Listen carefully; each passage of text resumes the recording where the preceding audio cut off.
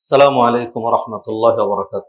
জামাত শুরু হবার পর জামাতে যুক্ত হলে কিভাবে বাকি সালাত আদায় করব, কখন বসবো বা কিভাবে কেরাত করব?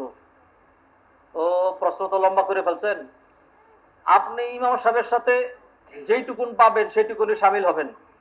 নবীজি হাদিসে বলছেন, মা আদরা তুম ফাসাল্লু, যেইটুকুন পেলা ওইটুকুনি। এরপর আপনি যখন শরীক হয়ে গেলেন ইমাম সাহেবের অনুগামী, ইমাম সাহেব যা যা করবে তাই আপনার করা লাগবে। আপনার কয় রাকাত হইলো, বসা হইলো নাকি হইলো না, সেটা চিন্তার কোনো বিষয় নাই। ইমাম সাহেব সালাম ফিরিয়ে দেওয়ার পরে এইবার আপনি কাউন্ট করবেন আপনার কতটা বাকি আছে, আপনি সেগুলি ফিল আপ করবেন। সবই অ্যাজ ইউজুয়াল, শুধু একটা জিনিস, সেটা হলো কেরাত। সেটা কি? কেরাত। সূরা ফাতিহার সাথে অন্য কেরাত মিলাবেন নাকি মিলাবেন না? উদাহরণ দিই, জোহরের সালাত 4 রাকাত, আপনি এসে শামিল হয়েছেন কোন রাকাতে? তৃতীয় রাকাতে। তাইলে আপনি ইমাম সাহেবের সাথে পড়ছেন 2 রাকাত, এখন বাকি আছে 2 রাকাত। আপনার বাকি কোন 2 রাকাত? প্রথম 2 রাকাত।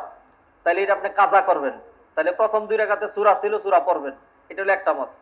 আরেকটা মত হলো, আপনি সালাত তো ধারাবাহিকভাবে হয়, আপনি ইমাম সাহেবের সাথে তৃতীয় চতুর্থ জেরে পড়ছেন, এটা ইমামের তৃতীয় চতুর্থ, আপনার জন্য এটা প্রথম দ্বিতীয়। অতএব সালাম ফিরানোর পরে বাকি যেই 2 রাকাত পড়বেন এটা আপনার তৃতীয় চতুর্থ। তো তৃতীয় চতুর্থ রাকাতে সূরা ফাতিহার পরে কি নাই? কেরাত নাই। দুইটার সহিহ দলিল মুসলিমের মধ্যে। নবীজি বলছেন, মা আদরাকতুম ফাসাল্লু ওয়া মা ফাতাকুম ফাকদু, যেটা ছুটে গেছে সেটা কাজা করবা, যেমন ছুটছে তেমন।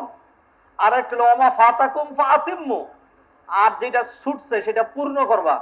তো পূর্ণ হয় কারণে একটা কাজের আংশিক হয়ে গেছে, বাকিটা করলে কি হয়? পূর্ণ হয়। এই দুইটার যেইটাই করবেন সেইটাই সহিহ ইনশাআল্লাহ।